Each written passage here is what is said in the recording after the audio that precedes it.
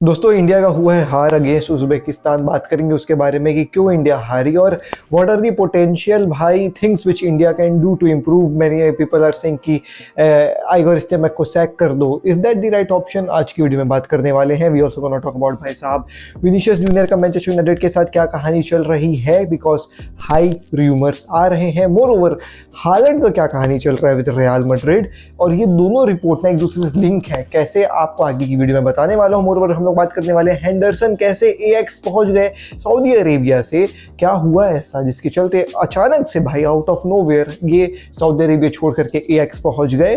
साथ ही साथ at the end we gonna talk about भाई बेंजेमा टू आर्सेनल की जो है वो rumours. Hey guys, welcome back on the video of AKG.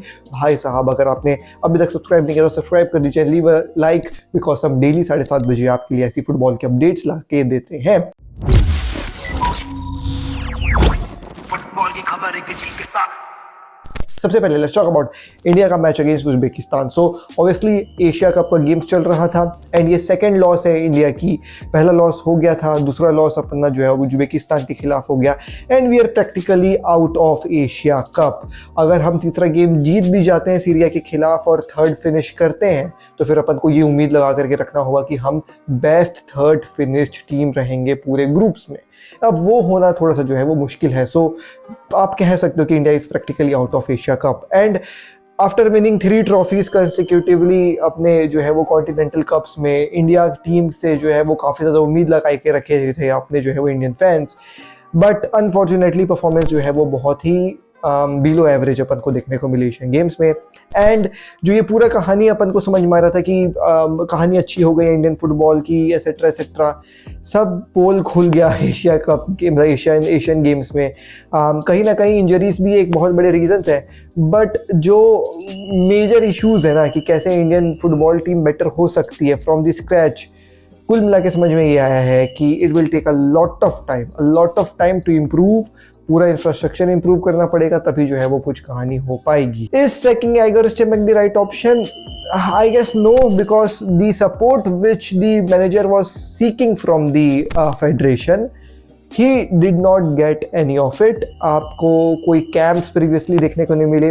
We saw many of the national teams arranging friendlies for their teams, but Indian team को कोई भी friendly देखने को नहीं मिला अपन को। कैंप्स छोटे थे, इंजरीज हो गई। सो you can sack Igor Stimac for sure, saying कि भाई 5 साल हो गए हैं अपन को कुछ ऐसा देखने को नहीं मिला apart from those 3 trophies. But आपके पास और बहुत सारे ऑप्शंस होने चाहिए। आपके पास सुधार के लिए जो है वो रूम होना चाहिए before sacking Igor Stimac, and since आपके पास वैसा कुछ भी नहीं है, I don't think so that even Pep Guardiola comes to Indian national team and manages it, वो भी कुछ जो है वो significantly change कर पाएंगे, बिकॉज कोई सपोर्ट ही नहीं रहेगा तो Pep Guardiola जैसा मैनेजर भी कुछ नहीं कर पाएगा। सो फॉल्ट नहीं है मैनेजर का, being really very honest, but fault है पूरे फेडरेशन का और बहुत टाइम लगेगा, बहुत पेशेंस लगेगा इस चीज़ को जो है वो सुधारने में। I was thinking to create another एकदम अलग सा video talking about the game and you know review type सा, बट मूड खराब हो गया being really very honest. I thought कि सम अप ही कर दिया जाए। एनीवेज अगली खबर पे बढ़ जाते हैं दोस्तों, और वो है हमारे Vinicius Junior to Manchester United का खबर। सो सबसे पहली कहानी मैं आपको ये बता दूं, this is a rumour. Again मैं जब भी ऐसा र्यूमर कवर करता हूँ आई टेल यू गाइस कि भाई र्यूमर है, ज़्यादा आप लोग यू नो एकदम मान मत लेना कि ऐसा हो गई होगा, but it's a rumour. And कहाँ से ये र्यूमर बेस्ड हो रहे हैं मैं आपको बता दे रहा हूँ। सो आप लोग देख ही रहे हो मैनचेस्टर यूनाइटेड में the things are not going really very well. Wingers perform नहीं कर रहे हैं, जेडन सैंचो को भेज दिया गया है, एंथनी को जो है वो बहुत सारे पैसे दे करके जो है वो लाया गया था एंड स्टिल वो ऐसा परफॉर्म नहीं कर पाया। रैशफोर्ड भी जो है वो उतना अच्छा परफॉर्म करते हुए नजर नहीं आ रहा है।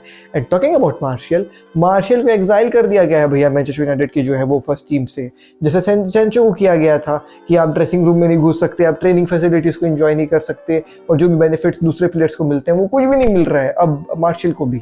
तो इन सब चीज़ों को मद्देनजर रखते हुए Manchester United is thinking to invest money अब 130 million reportedly for a proven winger. आपने एक बार 100 मिलियन एंथनी जैसे विंगर के ऊपर बर्बाद कर चुका है। मैनचेस्टर यूनाइटेड ने अपने मिस्टेक से लर्न कर लिया। All the wingers are failing right now, so they are willing to भाई invest around 130 million for a proven winger like Vinicius and bring him to the club and make him the face of the club. आप समझना मेरी बात को। तो Vinicius अगर आ जाता है 130 मिलियन में तो बहुत अच्छा हो जाएगा मैनचेस्टर यूनाइटेड के लिए, मैनचेस्टर यूनाइटेड के कोई भी क्लब के लिए यार, क्योंकि विनीशियस बेहतरीन प्लेयर है, नो डाउट।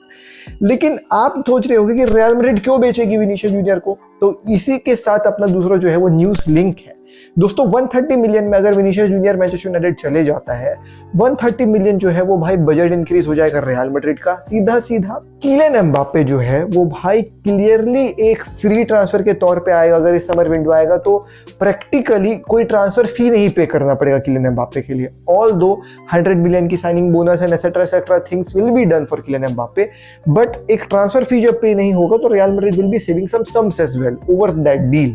सो विनीशियस जूनियर चला गया है, किलियन एम्बापे को इन लोग ले आएंगे to cover that left wing वाला option, and everybody knows that Kylian Mbappe is थोड़ा सा more comfortable when he plays as a left winger, not as a proper striker. जो अभी फिलहाल अगर किलियन एम्बापे आ जाएगा तो उसको स्ट्राइकर बन करके खेलना पड़ेगा, बिकॉज लेफ्ट विंग वाला ऑप्शन तो विनीशियस जूनियर का ही है, और obviously Real Madrid will not put Vinicius Junior on the bench. So Kylian Mbappe अगर आएगा तो उसको स्ट्राइकर बन के खेलना पड़ेगा, but since Kylian Mbappe is obviously a more suitable option for a left wing वाला पोजीशन, विनीशियस जूनियर को निकाल के फंड्स ला करके किलियन एम्बापे को लेफ्ट विंग में करेंगे, and then they will be भाई साहब targeting for a proper striker, and who is a proper striker in the world of football right now जो रियल मैड्रिड के कैपेबिलिटीज को जो है वो भाई साहब आप कह सकते हो पूर्ण करता है, तो वो है अर्लिंग हालैंड।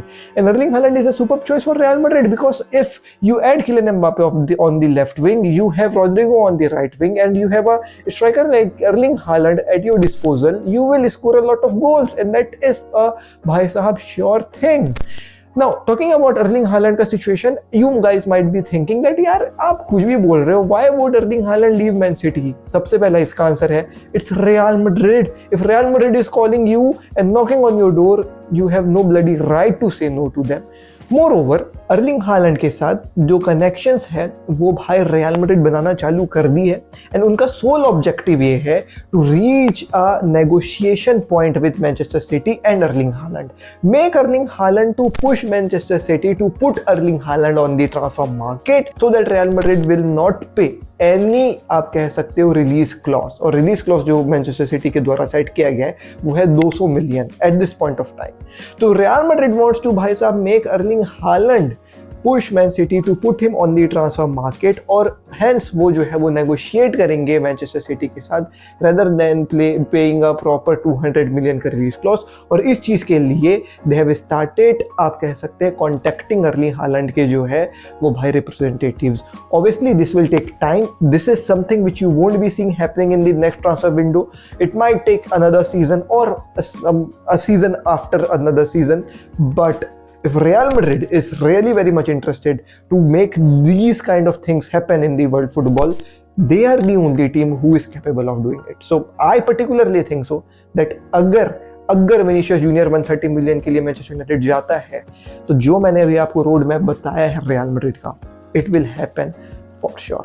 अगली खबर के ऊपर आ जाते हैं दोस्तों, वो है Henderson to Ajax. Now how the world this has happened आपके मन में चल रहा होगा, because this person signed for भाई साहब सऊदी अरेबिया का अल समथिंग साइड, मैं भूल गया हूँ, जहाँ स्टीवन जेरार्ड भी गए थे। सो आप लोग सोच रहे होंगे कि ये कैसे हो गया, लेट मी टेल यू। तो इसका सीधा साधा जवाब ये है कि भाई हेंडरसन जो है वो खुश नहीं थे सऊदी अरेबिया में। अब आपको ये चीज़ माननी पड़ेगी, मैं आपको बता रहा हूँ रिपोर्ट के हिसाब से हेंडरसन ने अपने जेब से 4 मिलियन जो है वो अपने सऊदी अरेबियन क्लब को पे किया।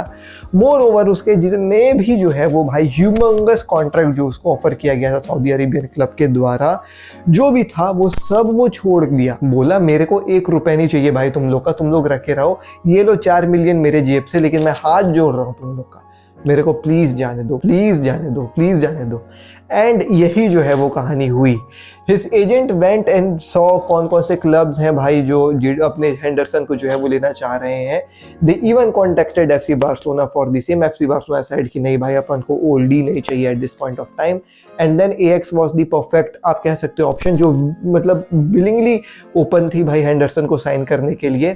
एंड डिस्पाइट ऑफ एएक्स का बहुत ही बुरा पोजीशन ऑन दी भाई साहब टेबल, आप देख सकते हो यहाँ एडाडीवेजे का मैं टेबल लगा दे रहा हूँ, at what point Ajax is भाई साहब right now. Despite of this position, भाई हेंडरसन सेड कि मैं I do not want to stay in Saudi anymore, मेरे को कहीं भी ले जाओ यूरोप में, बस मेरे को ले जाओ।